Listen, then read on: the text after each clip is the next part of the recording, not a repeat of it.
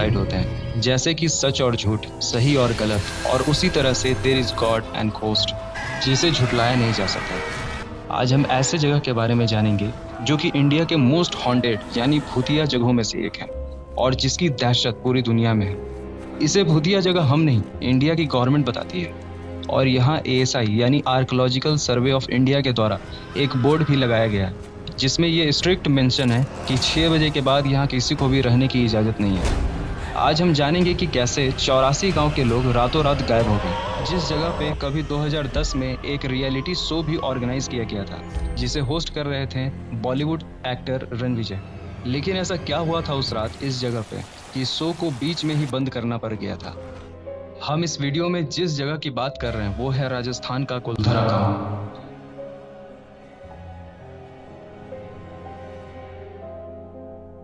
ये सारे सवाल हिंदुस्तान के हर घर में गूंज रहे हैं। देश के सामने एक ऐसा सवाल है जो दो दुनिया की बुनियाद को हिलाकर रख सकता है, एक भगवान, एक भूत, एक सच, एक झूठ। माना जाता है कि पिछले 200 सालों से ये गांव श्रापित है। आज ये गांव पूरी तरह से वीरान पड़ा है। लोगों का मानना है कि इस गांव में भूत प्रेत रहते हैं, इसलिए ये गांव आज तक बस नहीं पाया। मगर ये गांव कभी ऐसा नहीं था। आज से 200 साल पहले ये माना जाता है कि पूरी तरह से खंडहर जैसा दिखने वाला ये गांव कभी बहुत सुंदर हुआ करता था और लोगों से भरा हुआ गांव हुआ करता था। यहाँ रहने वाले लोग बहुत खुशहाल जीवन जिया करते थे। उनका रहन सहन भी काफ़ी अच्छा था। लोगों की बड़ी बड़ी हवेलियाँ हुआ करती थी जो आज भी वहाँ देखी जा सकती है। जैसलमेर से करीब 18 किलोमीटर दूर ये गांव है कुलधरा। मगर इस गांव में फिर कुछ ऐसा हुआ कि वो सब एक ही रात में कहीं गायब हो गए। 200 साल पहले तक इस गांव कुलधरा में पालीवाल ब्राह्मण रहा करते थे। उस समय यहाँ का एक दीवान हुआ करता था जिसका नाम सालेम सिंह था। सालेम सिंह बहुत बेरहम और अत्याचारी था। वो लोगों से अधिक जबरदस्ती कर वसूला करता था। एक दिन सालेम सिंह की नज़र गांव के एक ब्राह्मण की पुत्री पे पड़ी।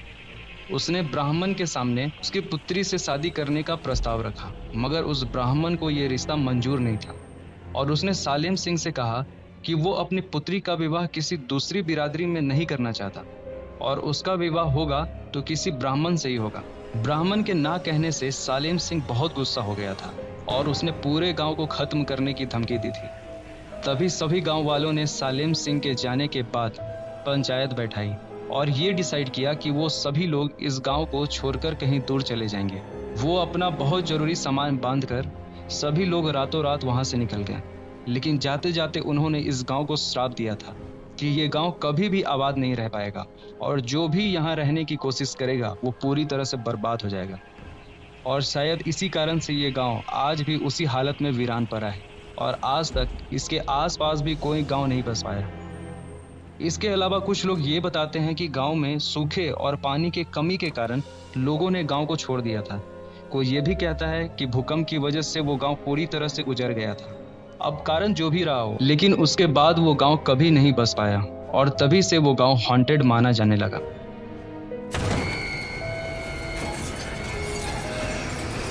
कई लोग इस जगह के हॉन्टेड होने का या यूँ कहें कि यहाँ भूतों के होने का सबूत ढूंढने जाते हैं और उन्हीं सभी लोगों का ये कहना है कि कुलधरा गांव में इंटर करने का एक मेन द्वार है और इस द्वार के बाहर का टेम्परेचर काफ़ी ज़्यादा रहता है। मगर जैसे जैसे इस द्वार से कुलधरा गांव में इंटर करते हैं तो रहस्यमय तरीके से वहाँ का टेम्परेचर कम होने लगता है और वहाँ खंडहर जैसी दिखने वाली हर घर से ठंडी ठंडी हवाएं आती रहती हैं। कई लोगों का ये भी कहना है कि दिन के समय भी वहाँ उन्हें ऐसा लगता है कि कोई उनके साथ साथ वहाँ पे चल रहा है या फिर कोई उनका पीछा कर रहा है।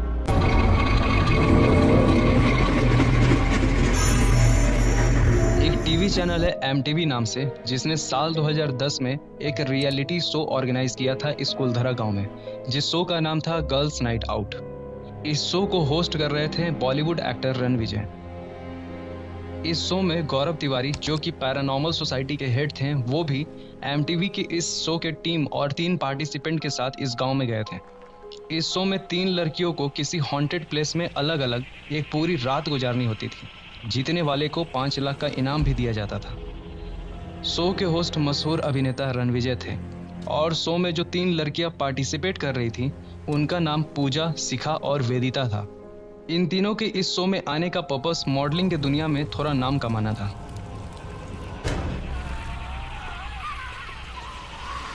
रात के करीब 11 बजे थे। रणविजय और गौरव के साथ उनकी टीम मेंबर गांव के बाहर गाड़ी में रह गए और वो तीनों लड़कियां अपना चैलेंज पूरा करने अकेले गांव के अंदर चली गई। गांव के अंदर उनको मॉनिटर करने के लिए सीसीटीवी कैमरे पहले से ही इंस्टॉल कर दिए गए थे। एक ग्रुप टास्क के बाद वो तीनों अलग अलग होकर उस ओर मुड़ गई जहां उन्हें अकेले पूरी रात गुजारनी थी। उन तीनों में से जो शिखा नाम की लड़की थी वो फ्लैशलाइट के रोशनी के सहारे एक घर के अंदर जाती है जहां उसे पूरी रात गुजारनी थी। अंदर से घर काफी डरावना लग रहा था, मगर शिखा को कैसे भी अपना टास्क पूरा करना था, इसलिए वो घर के एक कोने में जाकर बैठ गई। रात के 2 बजे तक सब कुछ सही जा रहा था। अभी तक किसी भी सुपरनैचुरल प्रेजेंस को डिटेक्ट करने के लिए लगाए गए ईएमएफ मीटर में कोई हलचल नहीं दिख रहा था। फिर अचानक शिखा को कुछ अजीब सी बदबू आने लगती है और उसे ऐसा फील होता है कि कोई उसे सामने से देख रहा है। डर के मारे वो काफी घबरा गई और उसकी धड़कन तेज हो जाती है। तभी उसे बाहर से एक क्रू मेंबर यानी डैनी की आवाज आती है, जो बाहर से शिखा को कहता है, शो खत्म हो गया है, चलो यहाँ से चलते हैं। ये सुनकर शिखा काफी शॉक होती है क्योंकि शो को सुबह खत्म होना था और शो के रूल के अनुसार डैनी को या फिर किसी भी टीम मेंबर को यहाँ होना ही नहीं चाहिए था। डैनी से इसी बारे में बात करने के लिए शिखा घर से बाहर जाती है और उसे बाहर कोई नहीं मिला। उसने आवाज देकर डैनी को बार बार पुकारा, लेकिन कोई भी नहीं आया। गांव के बाहर रणविजय, गौरव और उनकी टीम एक वैन में बैठकर सीसीटीवी के जरिए ये सब देख रहे थे और उन्हें शिखा के साथ कुछ गड़बड़ होने का संदेह लग रहा था। शिखा को लगा कि शायद शो सच में खत्म हो गया है, इसलिए वो मेन गेट की तरफ जाने लगी। फिर अचानक उसे एक और आवाज सुनाई देती है। कोई हंसते हुए कह रहा था, तुम जीत गई हो। आवाज सुनते ही शिखा डर के मारे कांपने लगती है। तभी उसे अपने फ्लैशलाइट के रोशनी में एक काला साया नजर आता है जो उसके साथ साथ चल रहा था। और फिर कुछ ऐसा हुआ जिसकी उम्मीद किसी ने भी नहीं की थी। वहां से शिखा अचानक से गायब हो गई और शो के टीम मेंबर का भी कांटेक्ट शिखा से टूट चुका था। शिखा कई घंटों तक नहीं मिली। इसके बाद शो को बीच में ही रोक दिया गया। सीसीटीवी में शिखा को आखिरी बार तब देखा गया था जब वो डैनी का नाम लेते हुए घर से बाहर आ रही थी। ये देखकर सबकी रूह कांप जाती है क्योंकि एक्चुअल में डैनी पूरे समय शो शुरू होने से लेकर अब तक उन लोगों के साथ ही वैन में था। ये सब देखने के बाद शो को 2 बजे रात में ही बंद करके शिखा को ढूंढने सभी लोग जाते हैं। कुछ घंटों के बाद काफी खोजने पर शिखा कुलधरा गांव से कई किलोमीटर दूर एक झाड़ी के पास बेहोश पड़ी मिली। इस घटना के बाद एमटीवी का वो शो बंद तो हुआ ही, साथ ही उस जगह के खौफ ने लोगों के दिल में अपनी जगह मजबूत कर ली। ये भी कहा जाता है कि बाद में जब कैमरा फुटेज को एडिटिंग के लिए भेजा गया तब तक वो सब डिलीट हो चुका था। –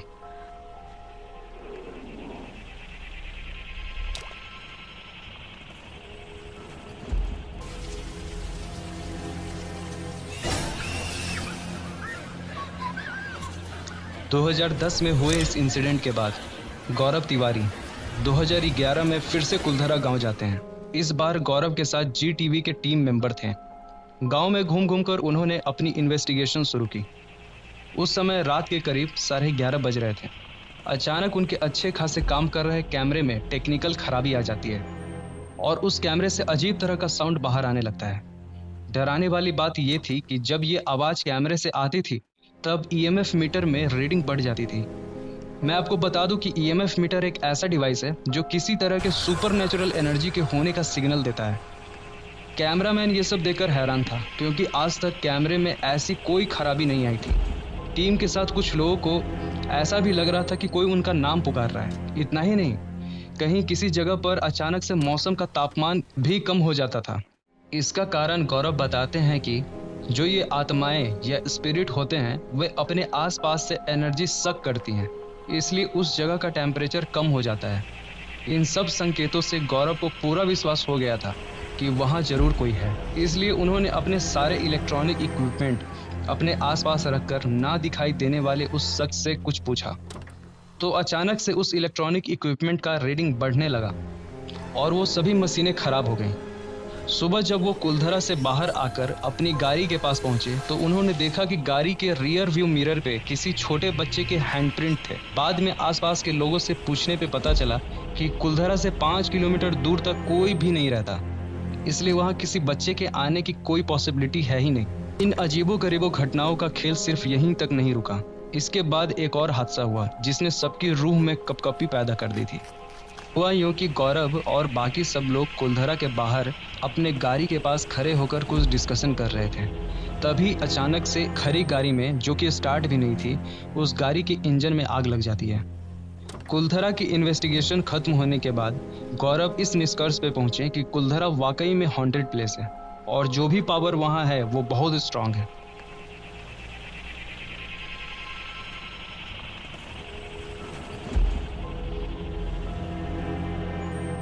कुलधरा में इन्वेस्टिगेशन करने के बाद गौरव और उनकी टीम खाबा फोर्ट की छानबीन करने पहुंची। खाबा भी कभी पालीवाल ब्राह्मण का ही गांव हुआ करता था और कुलधरा की तरह इस गांव में भी रहने वाले सभी ब्राह्मण रातों रात गायब हो गए थे। इसी बात की छानबीन करने गौरव और उनकी टीम वहां पे गए थे, मगर वो सब जैसे ही किले के पास पहुंचे, वहां के सब गांव वाले उनके सामने उनका रास्ता रोककर खड़े हो गए। गांव वालों का कहना था कि वहां किसी भी तरह का भूत प्रेत नहीं है और वो चाहते हैं कि वे सभी वापस चले जाएं। लेकिन गौरव ने प्लान किया कि वो अगले दिन लोकल पुलिस के साथ आकर अपनी इन्वेस्टिगेशन शुरू करेंगे। तब तक के लिए वो वहीं एक होटल में रात गुजारने का फैसला करते हैं। होटल में उनसे गांव का ही एक आदमी मिलने आता है जिसका नाम था निशांत भदौरिया। उसने बताया कि उनका एक बेटा है 8 साल का, मगर वो इस उम्र के बच्चों की तरह नहीं रहता। उसे कई अजीब अजीब सपने भी आते हैं, लेकिन सोकर उठने के बाद उसे कुछ भी याद नहीं रहता है। ये सब सुनकर गौरव उसके घर जाते हैं और उनके बेटे को हिप्नोटाइज करके उससे उसका नाम पूछते हैं। तो वो बच्चा अचानक से मरवारी भाषा में अपना नाम बद्री बताता है। ये सुनकर उसके माता पिता हैरान हो जाते हैं क्योंकि उनके पूरे परिवार में से किसी को भी ये भाषा नहीं आती थी। इस बच्चे ने कुछ ऐसी रहस्यमयी बातों को बताया जिसने पूरे कुलधरा के अफवाहों को सच में बदल कर रख दिया। उस 8 साल के बच्चे के अंदर जो आत्मा बैठी हुई थी बद्री की, उस आत्मा ने कुलधरा में हुए घटना की सारी बातें बताई। उसने बताया कि किस तरह सालेम सिंह के डर के कारण पूरे गांव वाले रातों रात गांव को छोड़कर चले गए और जाने के बाद भूखमरी से पूरे गांव वालों की मौत हो गई थी। ये कहानी अपने आप में ये दिखाती है कि उस जमाने में भी सिर्फ एक लड़की की इज्जत के लिए 84 गांव के लोगों ने अपनी रोजी रोटी, अपना घर, सब कुछ छोड़ दिया था। ये अपने आप में एक मिसाल है। ने करीब 6000 ऐसे ही हॉन्टेड प्लेस को विजिट किया था, लेकिन आफ्टर लाइफ की दुनिया की खोज करने वाले और भूत प्रेत के रहस्य को सुलझाने वाले गौरव तिवारी की खुद की मौत एक पहेली बनकर रह गई। 7 जुलाई 2016 को रहस्यमय तरीके से हुई उनकी मौत का रहस्य आज तक किसी ने नहीं सुलझा पाया।